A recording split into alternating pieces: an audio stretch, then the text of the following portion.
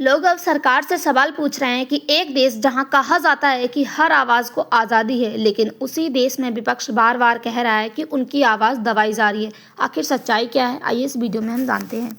लोकतंत्र में हर आवाज़ के लिए जगह है, चिंता की कोई बात नहीं। कॉकरोच जनता पार्टी पर आरएसएस की प्रतिक्रिया, यानी कि जो कॉकरोच जनता पार्टी है उसकी आवाज़ दबाई जा रही है, उसको लेकर यहाँ पर आरएसएस की प्रतिक्रिया आई है। चलिए देखते हैं।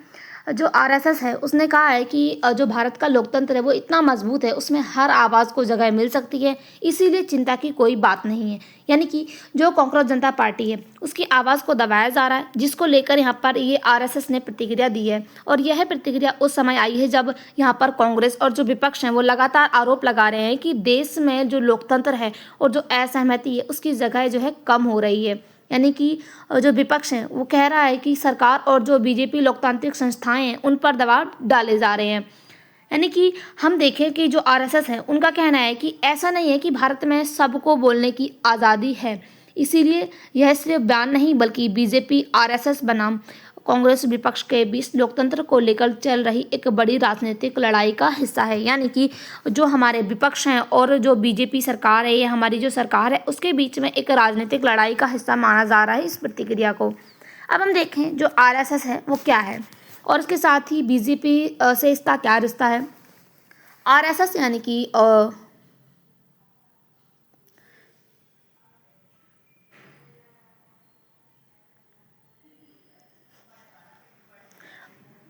राष्ट्रीय स्वयंसेवक संघ, यानी कि जो आरएसएस है एक सामाजिक और जो वैचारिक संगठन है। इसकी स्थापना 1925 है उसमें हुई थी। यानी कि जो आरएसएस है ये जो है बनी थी 1925 में।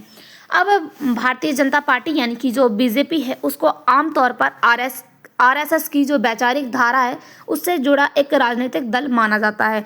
अब जो बीजेपी है उनके कई बड़े नेता आरएसएस पृष्ठभूमि पर से आए हैं। यानी कि अगर हम देखें, हालांकि जो आरएसएस है वो खुद को सांस्कृतिक संगठन कहता है और सीधे राजनीतिक होने से इनकार करता है। यानी कि जो आरएसएस है वो एक अपने आप को एक सांस्कृतिक संगठन कहता है, ना कि एक राजनीतिक जो संस्था है, या फिर हम कहें कि राजनीति में होने से इनकार करता है। लेकिन विपक्ष लंबे समय से आरोप लगा रहे हैं कि सरकार और संस्थाओं पर आरएसएस का प्रभाव बढ़ रहा है। यानी कि जो आरएसएस है उस पर सरकार और संस्थाओं का प्रभाव बढ़ रहा है।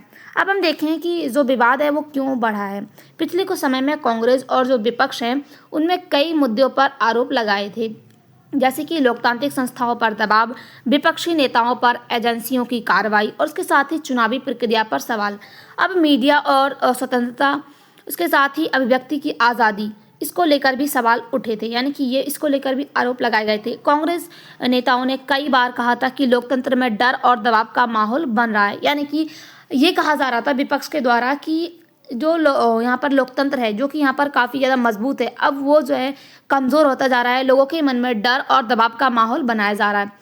अब यहाँ पर आरएसएस है उसकी तरफ से यह संदेश आया है कि जो लोकतंत्र है उसमें हर आवाज़ के लिए जगह है, लेकिन चिंता की कोई बात नहीं है। यानी कि जो आरएसएस है वो यह दिखाना चाहती है कि जो भारत का लोकतंत्र है वो मजबूत है और उसके साथ ही अलग अलग विचार रखने वाले लोगों की जगह है। यानी कि कोई भी व्यक्ति यहाँ पर अपने विचार रख सकता है, विपक्ष भी और उसके साथ ही पक्षी दल के नेता भी। अब यहाँ पर हम देखें तो आरएसएस का पक्ष क्या है। यहाँ पर आरएसएस और बीजेपी समर्थकों का तर्क यहाँ पर एक तरीके से ब्रॉडली यह है। यानी कि सबसे पहला पॉइंट देखें तो भारत में जो चुनाव है वो लगातार हो रहे हैं। यानी कि जो आरएसएस है उनके द्वारा कहा जा रहा है कि भारत में चुनाव है वो लगातार हो रहे हैं और हमारा जो लोकतंत्र है वो कमज़ोर होता जा रहा है। विपक्ष का जो राज्य है, विपक्ष राज्य चुनाव नहीं जीतता है। यानी कि कोई भी विपक्ष जो है वो यहाँ पर राज्य चुनाव नहीं जीतता है, जबकि यहाँ पर जो सरकार है, सरकार में बदलाव नहीं हो रहा है। यहाँ पर जो सरकार जो पुराने समय से चुनाव जीतती आ रही है वही चुनाव जीत रही है। सोशल मीडिया और इसके साथ ही जो है सोशल मीडिया पर सरकार की जो आलोचना है वो खुलकर नहीं होती। यानी कि सोशल मीडिया भी जो है अब यहाँ पर सरकार की आलोचना ना करता है। यानी कि एक तरीके से हम ये कह सकते हैं कि सोशल मीडिया भी अब सरकार के पक्ष में हो रहा है। ये यहाँ पर जो है आरएसएस का जो है आरोप लगाए गए। उसके साथ ही सेकंड पॉइंट क्या है, लोकतंत्र खतरे में है, सिर्फ राजनीतिक नैरेटिव नहीं। यानी कि आरएसएस के द्वारा ये भी कहा जा रहा है कि हमारा जो लोकतंत्र है वो खतरे में पड़ता जा रहा है। विपक्षी चुनाव हार के बाद भी लोकतंत्र में सवाल उठाता है। यानी कि जो विपक्ष हैं वो अगर चुनाव में हार भी जाते हैं उसके बाद भी लोकतंत्र में सवाल उठाते हैं कि क्या जो फैसले हैं वो गलत लिए जा रहे हैं और क्या सही।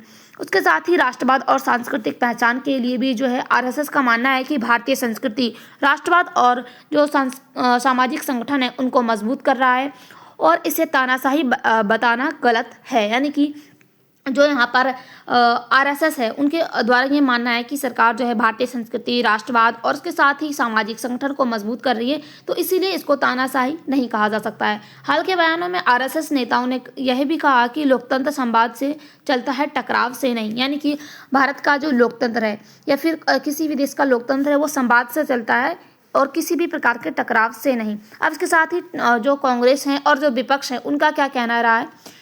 कांग्रेस यानी कि जो इंडियन नेशनल कांग्रेस और कई विपक्षी दलों का आरोप है कि संस्थाओं की जो स्वतंत्रता है वो कम हो रही है। उनका कहना है कि जो ईडी है और सीबीआई जैसी एजेंसियां हैं इनका इस्तेमाल विपक्ष के खिलाफ ज़्यादा होता है। संसद में बहस कम हो रही है और संवैधानिक संस्थाओं पर दबाव डाला जा रहा है। यानी कि जो संसद में बहस होती थी वो बहस अब कम हो रही है। उसके साथ ही जो संवैधानिक संस्थाएं हैं उन पर भी दबाव डाला जा रहा है। उसके साथ ही यहाँ पर यह भी कहा जा रहा है हर आवाज़ के लिए जगह है, सिर्फ बयान नहीं। यानी कि ये विपक्ष के द्वारा कहना है कि जमीन पर क्या है, पत्रकार, एक्टिविटीज़, छात्रों, विपक्षी नेताओं को दबाव का सामना करना पड़ रहा है। यानी कि भारत में लोकतंत्र होने के बाद भी यहाँ पर जो है दबाव डाला जा रहा है लोगों पर, लोगों की आवाज़ को दबाया जा रहा है। आरएसएस का वैचारिक प्रभाव क्या है।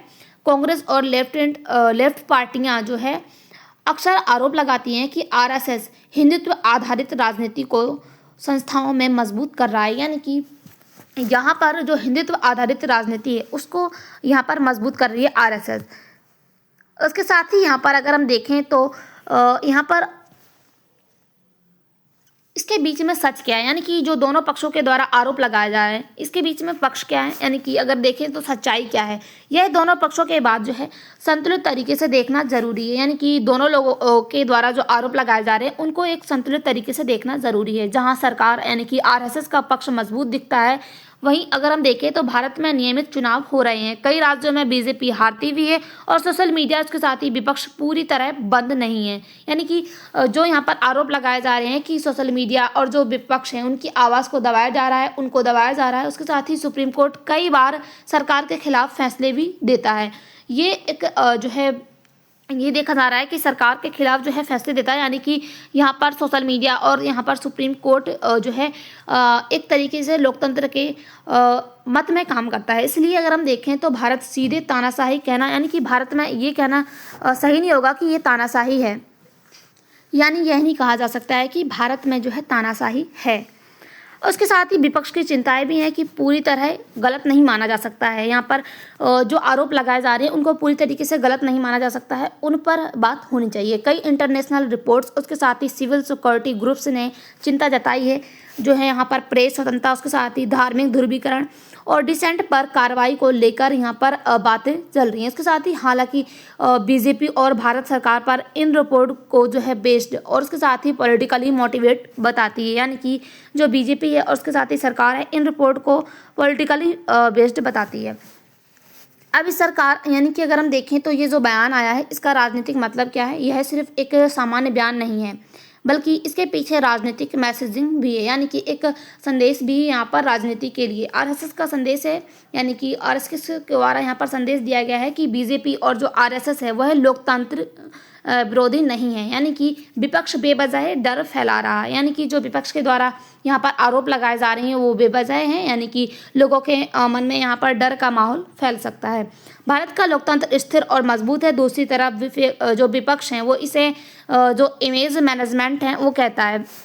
उसके साथ अगर हम देखें तो इससे क्या प्रभाव पड़ेगा भविष्य में 2029 की जो राजनीति है उसका नैरेटिव अगर हम देखें तो आने वाले वर्षों में सबसे बड़ा मुद्दा सिर्फ विकास ही नहीं बल्कि संविधान, लोकतंत्र और संस्थाओं की स्वतंत्रता, उसके साथ ही राष्ट्रवाद भी रहेगा। यानी कि यहाँ पर आने वाले समय में सबसे बड़ा मुद्दा ये भी बन सकता है कि भारत का जो लोकतंत्र है वो यहाँ पर सुरक्षित रहेगा, संविधान यहाँ पर सुरक्षित रहेगा या नहीं। यानी कि भारत का जो लोकतंत्र है वो कमज़ोर तो नहीं हो जाएगा।